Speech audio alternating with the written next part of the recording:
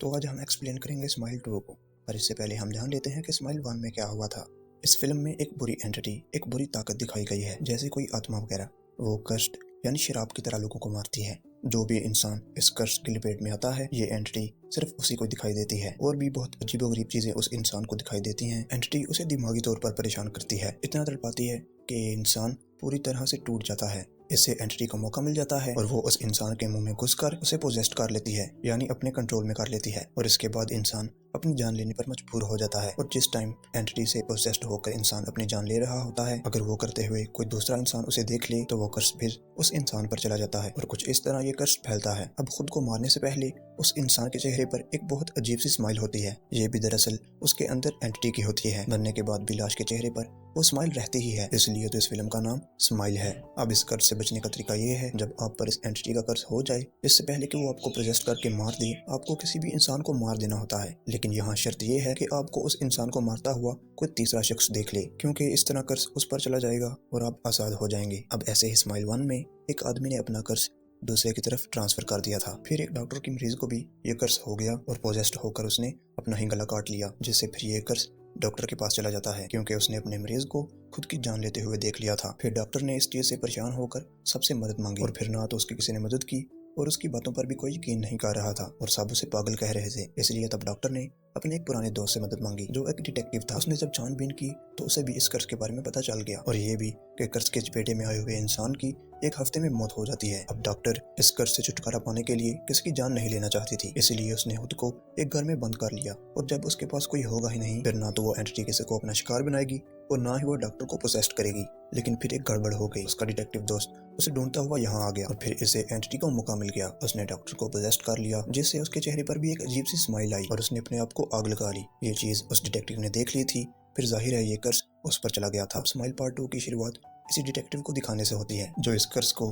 किसी और के पास ट्रांसफर करना चाहता था। ऐसा करने के लिए उसके पास टाइम भी बहुत कम था, क्योंकि कर्स लिए उसे 6 दिन हो चुके थे और अब सिर्फ उसके पास सिर्फ 1 ही दिन का टाइम बचा था और उसे जो भी करना होगा जल्दी करना होगा। अब डिटेक्टिव किसी मासूम इंसान की जान नहीं लेना चाहता था, इसलिए वह बुरे लोगों जैसे कि गुंडों को टारगेट बनाता है और वो उनके ठिकाने पर जाता है। वो एक गुंडे को गन पॉइंट पर लेकर अंदर जाता है और सामने बैठे गुंडे के भाई से पूछता है कि तुम देख रहे हो ना कि मैं क्या कर रहा हूँ। इतना बोलकर वो गुंडे पर चाकू से वार करता है। कई बार वो वार करने के बाद उसका गला काट देता है, जिससे उस गुंडे की मौत हो जाती है। इससे जाहिर था कि कर्स दूसरे गुंडे पर चला गया था, पर वो डिटेक्टिव को गोली मार देता है। अपने बचाव में उसने भी गोली चलाई और गलती से गोली उसके दिल पर लग जाती है। ये देखकर डिटेक्टिव घबरा गया, क्योंकि अगर गुंडे का भाई मर गया तो कर्स डिटेक्टिव पर ही रह जाएगा। वो भागकर गुंडे के भाई के पास आया, कहता है कि नहीं नहीं, तुम ऐसे नहीं मार सकते, पर दिल पर गोली लगने की वजह से मौके पर ही उसकी मौत हो जाती है। और ये देखकर डिटेक्टिव की एक बार फिर से हालत खराब हो जाती है। वो कहता है कि ये मैंने क्या कर दिया, कर्स एक बार फिर ही मेरे पास रह गया। पर तभी वहाँ से एक लड़का निकलकर बाहर आता है, जो ड्रग्स का लेन देन करने वाला डीलर था। अब जो हुआ वो सब उसने छुपकर देख लिया था, जिससे कर्स उस पर चला गया था। और ये सोचकर डिटेक्टिव की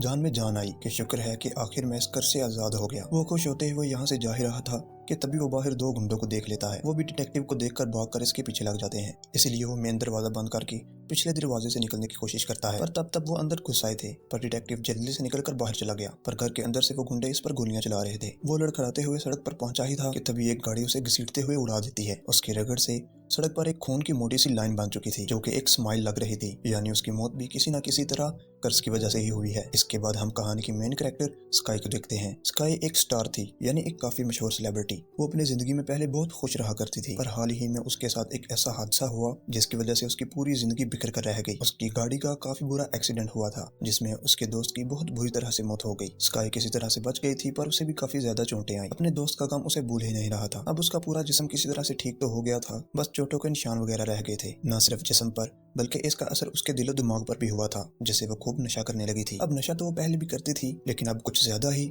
और बहुत ताकतवर। अब इस तरह से उसकी जिंदगी अंधेरे में चली गई, जहाँ पर स्काई की मॉम ने उसे संभाला और इन सब चीजों से बाहर निकाला। इसीलिए स्काई ने दोबारा अपनी फील्ड में आने का फैसला किया, जिसके लिए उसने पूरी दुनिया में घूमने का इरादा किया कि मैं अलग अलग जगह पर जाकर शोज करूंगी। इस चीज को पूरी तरह उसकी मॉम अरेंज कर रही थी। स्काई की मदद करने के लिए उन्होंने एक लड़के को भी हायर किया था, जो उसके पार्टनर के तौर पर काम करेगा। अब स्काई जब अपने शो की तैयारी कर रही थी तो अचानक उसकी कमर में मोच आ जाती है, जिससे उसे काफी दर्द होता है। एक्सीडेंट के बाद ही उसे कमर दर्द की शिकायत रहने लगी, पर यहाँ वो ऐसे दिखाती है कि जैसे वो बिल्कुल ठीक है। और दोबारा शो की प्रैक्टिस करने लगती है। फिर वो अपने दर्द की मेडिसिन लेने जाती है जो वो अपनी मॉम से छुप कर लिया करती थी, क्योंकि वो मेडिसिन बहुत ही ताकतवर, बहुत स्ट्रॉन्ग थी, बिल्कुल किसी तेज नशे वाली दवाई की तरह जो आसानी से मिलती भी नहीं थी। तभी वो अपनी मॉम को चकमा देकर वो अपने दोस्त के पास जाती है मेडिसिन लेने, जो एक ड्रग डीलर था। अब वो ड्रग डीलर और कोई नहीं बल्कि वही है जिस पर वो कर्ज आ चुका था, जिसे हमने शुरुआत में देखा था। अब जैसा कि हम जानते हैं कि एंटिटी उसके दिमाग से खेल रही थी, तो वो स्काई को भी एंटिटी समझकर उस पर हमला कर देता है। उसे समझ ही नहीं लग रही थी कि क्या सच है और क्या झूठ। वो स्काई को कहता है कि तुम असली स्काई नहीं हो, वरना अचानक इतनी बड़ी स्टार मुझसे मिलने कैसे आ जाती। और फिर स्काई कहती है कि पागल, मैंने आने से पहले तुम्हें मैसेज किया था। और जब वो मैसेज चेक करता है तो उसे पता चलता है कि ये ठीक कह रही है। वो स्काई को छोड़ देता है और अपनी इस हरकत के लिए उससे माफी मांगता है। वो उससे कहता है कि मेरे साथ कुछ दिन से अजीबोगरीब चीजें हो रही हैं। खैर तुम बताओ, तुम कौन सा नशा लोगी? स्काई कहती है कि कोई नशा नहीं, मुझे बस मेरी पेन किलर चाहिए। इसलिए डीलर वो लेने अंदर चला जाता है। काफी देर बाद वो बाहर आता है, लेकिन बहुत घबराया हुआ, क्योंकि एंटिटी उसे डरा रही थी। फिर अचानक वो चीखता हुआ नीचे गिर जाता है और एंटिटी उसके मुंह के अंदर घुसकर उसे पोजेस कर लेती है। अब स्काई को एंटिटी नजर नहीं आ रही थी, इसलिए उसे लगा कि शायद डीलर को कुछ हो गया है। अब एंटिटी डीलर के अंदर से अजीब सी स्माइल देती है, जिससे डरकर स्काई पीछे हट जाती है। अब डीलर इस डरावनी स्माइल के साथ ही उठ खड़ा हुआ और वो अपने सिर पर जिम वाली प्लेट मारने लगता है, और वो भी जोर जोर से, और तब तक मारता रहता है जब तक उसके चेहरे की हड्डियां टूट फूट नहीं जाती। और इस तरह एंटिटी डीलर को खत्म कर देती है। और ये सब कुछ स्काई के देखने की वजह से वो उसके दिमाग में घुस जाती है, यानी ये कर सब उसे हो चुका था। अब क्योंकि पूरे जिस्म को दिमाग कंट्रोल करता है, इसलिए सबसे पहले एंटिटी दिमाग को कंट्रोल करती है, इसके बाद बाकी जिस्म को भी कंट्रोल में करने के बाद और फिर वो इस इंसान को मार देती है। ये सब देखकर स्काई की तबीयत खराब हो गई थी और उसे उल्टी हो जाती है। वो पुलिस के नंबर पर कॉल करने लगी, पर टेबल पर पड़ा नशा देखकर वो रुक जाती है। वो सोचती है कि ऐसे तो मैं ही फंस जाऊंगी, पुलिस तो मुझसे ही सवाल करेगी कि तुम एक नशा बेचने वाले के घर में क्या कर रही हो। इसलिए वो चुपचाप इस घर से निकल जाती है। घर आकर उसने खुद को शांत किया और सो गई, पर अचानक एक आवाज से उसकी आंख खुल जाती है। उसने जब सामने देखा तो अंधेरे में वो डीलर को खड़ा हुआ देखती है, उसके टूटे हुए चेहरे के साथ। वो घबरा गई। उसने जैसे ही लाइट ऑन की, डीलर वहां से गायब हो चुका था, जिससे वो और डर जाती है और वो पूरी रात ठीक तरह से सो भी नहीं पाती। और यही उस एंटिटी का काम होता है कि वो शिकार बनाए इंसान की सबसे पहले नींद को ही डिस्टर्ब करती है। अगले दिन जब स्काई शो के लिए तैयार हो रही थी, उसकी मॉम पूछती हैं कि तुम परेशान लग रही हो, क्या बात है बेटा, अगर कुछ है तो मुझे बताओ। फिर स्काई कहती है कि नहीं मॉम, ऐसी बात नहीं है। फिर उसकी मॉम कहती है कि तुम एक काम करो, तुम अपने दोस्त को मैसेज करके बुला लो, उसको भी अपने साथ रखो टूर पर, वो तुम्हारी बेस्ट फ्रेंड है, तो उसके आने पर तुम्हें अच्छा लगेगा और तुम्हारा दिल भी बहल जाएगा। लेकिन स्काई ने मना कर दिया, क्योंकि काफी महीनों से उन दोनों ने बात नहीं की थी और किसी बात को लेकर दोनों का झगड़ा हो गया था। पर थोड़ा सोचने के बाद वो अपने दोस्त को मैसेज कर देती है। उसने मैसेज तो सेंड कर दिया था, पर डिलीट कर देती है क्योंकि वो उससे बात करने में हिचकिचा रही थी। पर तभी उसके पास किसी अनजान आदमी का मैसेज आता है, जो उससे पूछ रहा था कि क्या तुम कल रात डीलर के घर पर थी। वो सोचती है कि ये कौन है, पर तभी डीलर की आत्मा उसे डराने लगती है, जो शीशे में उसके पीछे खड़ा हुआ था। लेकिन फिर जब स्काई ने देखा तो वहाँ कोई भी नहीं था, वो बस शीशे में ही दिखाई दे रहा था। और फिर अचानक डीलर की आत्मा स्काई का मुंह पकड़कर एक अजीब सी स्माइल बना देता है, पर हम देख पाते हैं कि ना तो वो इसके पीछे था और ना ही वो शीशे में नजर आ रहा था, बल्कि ये सब तो स्काई के दिमाग में चल रहा था। एंटिटी उसे ये सब कुछ दिखाकर डरा रही थी, पर स्काई जो इस कर से अनजान थी, उसे समझ ही नहीं आ रही थी कि मेरे साथ ये सब कुछ क्या हो रहा है। अब स्काई अपनी मॉम को कहती है कि मेरे इस ड्रेस में एक मसला है, लाइट के मारने पर मेरे पेट पर बना निशान नजर आ रहा है। इस पर उसका पार्टनर कहता है, कम ऑन स्काई, ये ड्रेस तुम पर काफी अच्छा लग रहा है और निशान तो जैसे टैटू लग रहा है, तुम इस पर इतना गौर ना करो। उसकी मॉम ने भी यही कहा, लेकिन स्काई कहती है कि फिर भी मुझे ये ड्रेस नहीं पहनना, या तो उसे ठीक करवाओ या तो मुझे नया ड्रेस बनवा कर दो। अगले दिन स्काई के बहुत सारे फैन उससे मिलने आते हैं, जिन्हें वो ऑटोग्राफ साइन करके देती है और वो तस्वीरें बनाती है। सब कुछ ठीक ही चल रहा था, पर तभी एक पागल सा फैन यहाँ आया और वो अपनी टी शर्ट पर उसका ऑटोग्राफ लेता है। लेकिन जब भी वो स्काई के साथ तस्वीरें बना रहा था तो वो उसे अजीबोगरीब बातें करने लगा, जैसे कि तुम्हारा चेहरा बहुत प्यारा है और मैं तुमसे बहुत प्यार करता हूँ। वो उसके साथ अजीब हरकतें करने लगता है, इसीलिए स्काई उसे दूर कर देती है और गार्ड्स उसे वहां से ले जाते हैं। अब इस पागल फैन की हरकतें एंटिटी जैसे ही थी, पर ये असली का आदमी था, क्योंकि सभी को दिखाई दे रहा था। बस वो स्काई का दीवाना था। अब एक बच्ची फैन आती है स्काई के पास, वो कुछ बोलती नहीं, बस अजीब तरह से स्माइल करके उसे देखती रहती है। वो अपनी शर्ट पर ऑटोग्राफ लेती है और चुपचाप स्काई के साथ तस्वीर बनवा कर वहां से जाने लगती है, पर जाते जाते भी वो एक अजीब सी स्माइल करके स्काई को देख रही थी। अब बच्चे का चेहरा बिल्कुल नॉर्मल था, पर ऐसी अजीब चीज वो एंटिटी स्काई को दिखा रही थी। हालांकि वो बच्ची ऐसी स्माइल नहीं कर रही थी। अब उस अनजान आदमी के मैसेज से स्काई परेशान होती है। खुद को अकेला महसूस करके वो अपने दोस्त को कॉल करती है, पर फोन नहीं लगता। इसलिए फिर स्काई उसके लिए एक मैसेज छोड़ती है कि मैं पुरानी बातों के लिए शर्मिंदा हूँ, मुझे माफ कर देना, तुम्हारी बहुत याद आ रही है, मैं तुमसे बात करना चाहती हूँ, तुम फ्री होकर मुझे कॉल करना। फिर कुछ देर बाद उसके दोस्त की कॉल आ जाती है। स्काई उसे कहती है कि मैं तुमसे मिलना चाहती हूँ। उसके दोस्त ने जवाब दिया, ठीक है, मैं आ जाऊंगी। इस सब से स्काई का मूड थोड़ा ठीक हो गया और वो पियानो बजाने लगती है और साथ गाना गुनगुनाने लगती है। पर तभी उसकी पानी वाली बोतल अपने आप ही नीचे गिरकर टूट जाती है। कांच को साफ करने के लिए जब वो स्वीपर लाती है तब उसे एक टी शर्ट मिलती है जो उसी पागल फैन की थी। स्काई ने जब आगे जाकर चेक किया तो उस फैन के बाकी कपड़े भी वहाँ पड़े हुए थे और जब स्काई ने सामने देखा तो वो दूर अंधेरे में वो बिना कपड़ों के खड़ा हुआ था। अब वो भागकर स्काई की तरफ आने लगता है। स्काई घबरा गई, वो घर से बाहर जाने के लिए दरवाजे की तरफ भागती है जहाँ सामने उसकी दोस्त आ चुकी थी। वो उससे पूछती है कि क्या हुआ स्काई, तुम ऐसे भाग क्यों रही थी। और जब स्काई पीछे मुड़कर देखती है तो वो पागल फैन वहाँ पर नहीं होता, यहाँ तक कि जमीन पर उसके कपड़े भी नहीं थे और ना ही कांच, क्योंकि बोतल भी टेबल पर सही सलामत पड़ी होती है। इसका साफ मतलब है कि बोतल टूटने से लेकर उस आदमी के भागने तक स्काई ने जो कुछ भी देखा वो सब उसका वहम था। वो सब कुछ उसके दिमाग में चल रहा था। मतलब जो चीज सच में हुई भी नहीं थी वो चीज उसे नजर आ रही थी। उसकी दोस्त कहती है कि तुम कुछ परेशान लग रही हो, क्या बात है, क्या चल रहा है। स्काई कहती है कि पता नहीं यार, मेरे साथ क्या हो रहा है, अजीबोगरीब चीजें नजर आती हैं मुझे। फिर वो उसे डीलर की मौत के बारे में बताती है कि जब से मैंने उसे मरता हुआ देखा तभी से मेरे साथ ये सब उल्टा सीधा हो रहा है और ऐसी अजीबोगरीब चीजें मुझे दिखाई देती हैं जिनकी वजह से मैं सो भी नहीं पाती, बहुत डिस्टर्ब होती हूँ।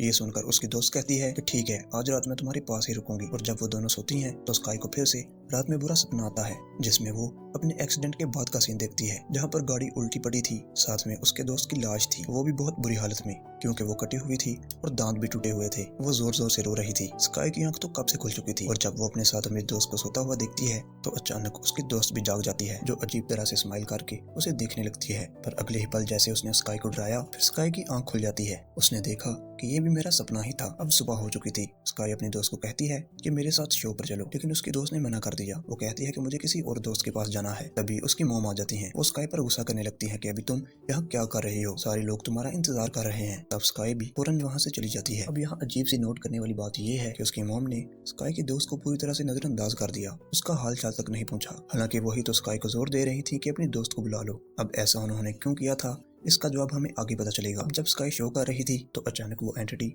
फिर से उसे डराने लगती है और इस बार उसके मरे हुए दोस्त के रूप में, जिससे स्काई काफी घबरा जाती है और नीचे गिर जाती है जिससे उसका पैर टूट जाता है। वो जोर से चिल्लाने लगती है। सब लोग जब उसके पास आते हैं तो स्काई को एहसास हुआ कि मुझे कुछ भी नहीं हुआ, कि मैं बिल्कुल ठीक हूँ। सब लोगों को उसकी हरकतें अजीब लग रही थीं। फिर तंग आकर स्काई वहाँ से चली जाती है। वो ड्रेसिंग रूम की तरफ जाने लगती है जहाँ से वो अपने पार्टनर को बाहर आता देखती है। वो जब स्काई के पास से गुजरा तो वो उसे अजीब तरह से स्माइल करके देखता है। स्काई फिर से घबरा जाती है, लेकिन जब वो ड्रेसिंग रूम में आई तो उसका हाल देखकर तो उसके होश ही उड़ जाते हैं क्योंकि सामान इधर उधर बिखरा पड़ा था और पूरे रूम का बुरा हाल कर दिया था किसी ने। तभी यहाँ पर स्काई की मॉम और उसका पार्टनर भी आ गया। स्काई उस पर चिल्लाती है कि तुमने मेरे ड्रेसिंग रूम का सत्यानाश क्यों किया। उसका पार्टनर मना करता है कि मैंने ऐसा कुछ भी नहीं किया और भला मैं ऐसा क्यों करूंगा। और उसकी मॉम ने भी यही कहा कि इसने नहीं किया, पूरे टाइम तो ये मेरे साथ ही था, ये तुम्हारे ड्रेसिंग रूम के तो पास तक ही नहीं आया। अब स्काई की मॉम इन चीजों से परेशान होकर उससे पूछती हैं कि आखिर तुम्हें हुआ क्या है। स्काई कहती है कि मुझे कुछ भी नहीं पता कि क्या हो रहा है मेरे साथ, सब कुछ उल्टा पुल्टा अजीब हो रहा है, मैं ठीक नहीं हूँ और आज जो शो है मैं उसे नहीं करना चाहती। वो उसे कैंसिल करने का कहती हैं और उसकी मॉम मना कर देती हैं।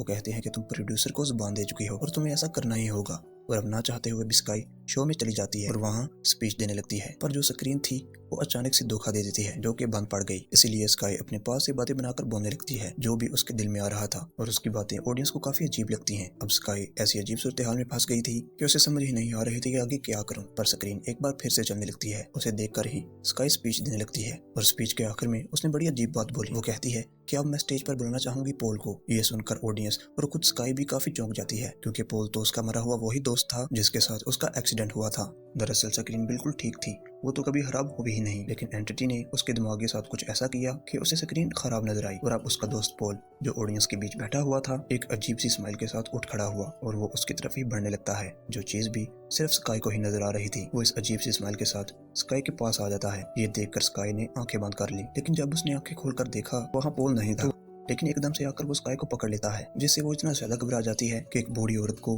वो धक्का मारकर नीचे गिरा देती है। स्काई के मॉम और प्रोड्यूसर उनसे माफी मांगकर मामले को निपटा देते हैं। अब स्काई के पास उस अनजान आदमी का मैसेज आया। वो उससे कहता है कि तुम बहुत बड़े सीरियस खतरे में हो, मैं तुम्हारी मदद कर सकता हूँ, मुझसे आकर मिलो। अब स्काई के पास और कोई रास्ता तो था नहीं, इसीलिए वो उस आदमी से मिलने चली जाती है जो एक नर्स था। वो स्काई को नर्स और एंटिटी के बारे में सब कुछ बता देता है। तब स्काई उससे पूछती है कि तुम ये सब कैसे जानते हो। वो नर्स कहता है कि मेरा भाई भी इसका शिकार हो चुका है और फिर उसने अपना गला काटकर अपनी जान ले ली थी। फिर वो एंटिटी को खत्म करने के लिए एक बड़ा ही अजीब तरीका अपनाता है। वो कहता है कि जहाँ तक मेरा ख्याल है इस एंटिटी को जिंदा रहने के लिए एक होस्ट की जरूरत पड़ती है, यानी जैसे वो अपना शिकार बनाकर कष्ट करता है। बिना होस्ट के एंटिटी जिंदा नहीं रह सकती और अभी उसका होस्ट तुम हो। उस एंटिटी को खत्म करने के लिए हमें तुम्हें मारना होगा और हम तुम पक्का पक्का नहीं बल्कि कुछ देर के लिए ही मरोगी। मैं तुम्हें आर्जी तौर पर कुछ देर के लिए मारूंगा, एक इंजेक्शन के जरिए मैं तुम्हारा दिल बंद कर दूंगा। फिर कुछ मिनट के बाद जब ये एंट्री खत्म हो जाएगी, फिर तुम्हारे दिल को ठीक करके तुम्हें दोबारा से जिंदा कर दूंगा। ये रिस्की जरूर है, लेकिन ये करना मुमकिन भी है और इसका तुम्हें फायदा भी हो सकता है। स्काई उससे कहती है कि क्या तुम पागल हो गए हो, तुम ये कैसी अजीब बातें कर रहे हो। वो उसे कहता है कि तुम मुझ पर भरोसा करो, मैं एक नर्स हूँ। स्काई उसे कहती है कि मैं तुम पर भरोसा करके अपनी जान को रिस्क में क्यों डालूं, मैं तो तुम्हें जानती तक नहीं हूँ। स्काई उसे साफ साफ मना करके वहाँ से चली जाती है। लेकिन जब वो घर पहुंची तो कुछ लोग वैसे ही स्माइल करते हुए उसके पीछे पड़ जाते हैं, जो उसे डराने की कोशिश करते हैं। स्काई उनसे बचने की कोशिश करती है, लेकिन उनमें से एक स्काई के मुंह में अपना हाथ घुसा देता है, जिसके साथ ही उसे अपना एक्सीडेंट वाला सीन दिखाई देने लगता है। गाड़ी पॉल चला रहा था, पर किसी बात को लेकर दोनों में बहस हो जाती है। पॉल उसे उल्टा सीधा बोलने लगता है, जिससे स्काई को बहुत गुस्सा आता है और वो स्टीयरिंग को खींचने लगती है, जिसकी वजह से उनका इतना बुरा एक्सीडेंट हो जाता है। यानी ये एक्सीडेंट स्काई की वजह से हुआ था और उसका दुख और शर्मिंदगी वो आज तक संभाल रही है। स्काई की मॉम उसे हॉस्पिटल ले आती है। स्काई उससे कहती है कि अब मैं कोई शो नहीं करूंगी क्योंकि मेरी हालत ठीक नहीं है, लेकिन उसकी मॉम मना कर देती है और शो करने के लिए उसे प्रेशर देने लगती है और इसी बात को लेकर दोनों में बहस हो जाती है। पर अचानक उसके मॉम के हाव भाव बदल जाते हैं। वो भी एक अजीब तरह की स्माइल करके उठती हैं, क्योंकि एंटिटी ने उन्हें पोसेस कर लिया था। वो एक शीशा तोड़कर कांच का टुकड़ा लेकर स्काई के पास आ गई और उसके सामने ही खुद पर वार करने लगती हैं। अपने ही गर्दन, मुंह, आंखें सब उन्होंने चीर ली थी, जिसकी वजह से उनकी दर्दनाक मौत हो जाती है, जिसे देखकर स्काई बहुत ज्यादा घबरा जाती है। पर अगले ही पल उसने देखा कि कांच का टुकड़ा तो मेरे हाथ में है, जिससे वह समझ गई कि एंटनी ने मुझे अपने कंट्रोल में करके मेरे ही हाथों मेरी माँ का खून करवा दिया। वो बहुत ज्यादा घबरा जाती है और उसके कपड़े खून से भरे हुए थे, जिससे अब वो और मुसीबत में फंस सकती थी। और अब वो खुद को शांत करके अपना चेहरा साफ करती है, लेकिन खून तो कपड़ों पर भी लगा हुआ था, जिसको छुपाने के लिए वो एक हुडी पहन लेती है। लेकिन हुडी से भी खून नजर आ रहा था, लेकिन घबराहट से वो ऐसे ही बाहर आ जाती है यहाँ से भागने के लिए। पर स्काई को उसका पार्टनर देख चुका था। वो एकदम से शोर मचा देता है, जिसकी वजह से सबका ध्यान स्काई की तरफ आ जाता है। अब उसे कुछ लोग पकड़ने आते हैं। अब खुद को फंसता हुआ देखकर स्काई चालाकी से एक गार्ड से गन छीन लेती है और हवा में शूट करके वहां से भाग जाती है। और बाहर स्काई को उसकी दोस्त मिलती है और वो उसे पूछती है कि ये तुम्हारे कपड़ों पर खून कैसे लगा, कि अभी मेरे पास ये सब कुछ समझाने का टाइम नहीं है। और वो गन पॉइंट पर एक आदमी से उसकी गाड़ी छीन लेती है और स्काई की दोस्त कहती है कि मैं भी तुम्हारे साथ चलूंगी, गाड़ी को मैं चलाऊंगी क्योंकि तुम अभी इस हालत में नहीं हो कि तुम चला सको। और फिर वो दोनों गाड़ी में बैठी और वो वहां से निकल जाते हैं। और तभी स्काई के पास उसकी दोस्त का ही कॉल आता है, जो देखकर वो काफी चौंक जाती है, क्योंकि उसकी दोस्त तो साथ ही बैठी है और गाड़ी चला रही है। लेकिन स्काई को समझ आता है कि अब जाकर मेरी दोस्त ने मुझे कॉल की है। और जब स्काई ने उसे मैसेज छोड़ा था तो फौरन उसकी कॉल नहीं आई थी, बल्कि आज उसने कॉल की है, जिसका मतलब है कि उसकी दोस्त उसके घर पर भी नहीं आई थी। उसकी मॉम ने उसे नजरअंदाज कर दिया था, क्योंकि वो उन्हें भी दिखाई नहीं दे रही थी। बस वो सब स्काई को ही नजर आ रहा था और ये उसके ही दिमाग में चल रहा था। और उसे एकदम से एहसास होता है कि मेरे साथ भी कार में कोई भी नहीं बैठा हुआ, बल्कि मैं खुद कार चला रही हूँ। और वो किसी तरह गिरते पड़ते नर्स के पास जाती है और कहती है कि मैं तैयार हूँ उसके लिए, प्लीज मेरी मदद करो। इसलिए नर्स स्काई को ले जाकर फ्रीजर रूम में लिटा देता है ताकि उसका दिमाग मुर्दा ना हो। वो कहता है कि जब तुम्हारे जिस्म का टेम्परेचर बिल्कुल गिर जाएगा तो मैं आकर तुम्हें वो इंजेक्शन लगा दूंगा। 30 सेकंड में ही तुम्हारा दिल बंद हो जाएगा और तुम वक्ती तौर पर मर जाओगी, लेकिन तुम्हारा दिमाग डेड नहीं होगा बल्कि जिंदा होगा। तो तुम्हारे दिल को मैं फिर से ठीक करके तुम्हें जिंदा कर दूंगा। इतना बोलकर नर्स वहां से बाहर चला जाता है। लेकिन उसके जाते ही स्काई को ऐसा महसूस होता है कि जैसे मेरे अलावा यहाँ कोई और भी है। फिर अचानक उस पर खून की बूंदें गिरने लगती हैं। जब स्काई ने ऊपर देखा तो वहाँ उसका पुराना रूप था। ये भी वो वाला जब उसका एक्सीडेंट हुआ था, गाड़ी की सीट पर सीट बेल्ट बांधे हुए, जो जोर जोर से रो रही होती है। और अब अचानक वो नीचे स्काई पर गिरकर उसे पकड़ लेती है। वो उसके मुंह में हाथ डालकर उसे पोजेस्ट करने लगती है। ये एंटिटी थी, पर किसी तरह स्काई खुद पर कंट्रोल करके उसकी उंगलियां ही काट लेती है, जिसके बाद वो खुद ही इंजेक्शन लगा लेती है। इससे वो एंटिटी चिल्लाने लगती है। एंटिटी को परेशान देखकर स्काई को लगा कि मैंने एंटिटी को हरा दिया है, पर अगले ही पल उसने देखा कि मेरे हाथ में कोई इंजेक्शन नहीं है। यानी एक बार फिर एंटिटी उसके दिमाग से खेल गई और इंजेक्शन उसके पास था भी नहीं और उसे नजर आया, जो देखकर एंटिटी उसे टोंट करवाकर हंसने लगती है और उसे कहती है कि अब तुम्हारे दिमाग पर पूरी तरह से मेरा कंट्रोल है, अब हमेशा तुम वही देखोगी जो मैं तुम्हें दिखाना चाहती हूँ। इतना बोलकर एंटिटी उसे एक अंधेरे कमरे में बंद कर देती है। अगले सीन में स्काई खुद को एक स्टेज पर देखती है, जहाँ लाखों ऑडियंस उसे देख रहे थे। ऑडियंस में वो अपनी मॉम को भी देखती है, जो जिंदा थी। इससे तब हमें यहाँ पता चला कि जब कमरे में इतने सारे लोगों ने स्काई पर हमला किया था, तो उस टाइम ही एंटिटी ने पूरी तरह से अपने कंट्रोल में कर लिया था। और उसके बाद स्काई ने जो कुछ भी देखा, यानी हॉस्पिटल वाले सीन से लेकर अब तक, वो सब कुछ स्काई के दिमाग में ही चल रहा था। वो पूरी तरह अपने होश खो बैठी थी। उसे पता ही नहीं था कि वो क्या कर रही है, क्योंकि अगर उसे होश होता तो वो ये वाला ड्रेस पहनकर क्यों आती, जिस ड्रेस को उसने पहले ही मना कर दिया था। और अब स्काई को अपने सामने अपनी कॉपी दिखाई देती है, जो कोई और नहीं बल्कि एंटिटी ही थी। अब वो एंटिटी स्काई की कॉपी का पेट ची कर बाहर आती है, जो एक बहुत बड़ा अजीब सा क्रिएचर था जिसकी जिल्द नहीं थी। वो बहुत गंदा सा लग रहा था। वो स्काई के फेस को चीर कर उसे पोजेस्ट कर लेता है और उसके अंदर समा जाता है। और अब पोजेस्ट हुई स्काई लाखों ऑडियंस के सामने अपने माइक को अपनी आंख में घुसाकर अपनी जान ले लेती है। और अब क्योंकि लाखों लोगों ने उसे पोजेस्ट हालत में मरते हुए देखा था, जिसका मतलब था कि अब ये सारे लोग भी कर्स्ड हो चुके थे। इसका मतलब साफ था कि अब ये कर्स किसी वायरस की तरह फैलेगा, जो बहुत भयानक चीज होगी। और इसी भयानक एंडिंग के साथ ये फिल्म भी यहाँ खत्म हो जाती है।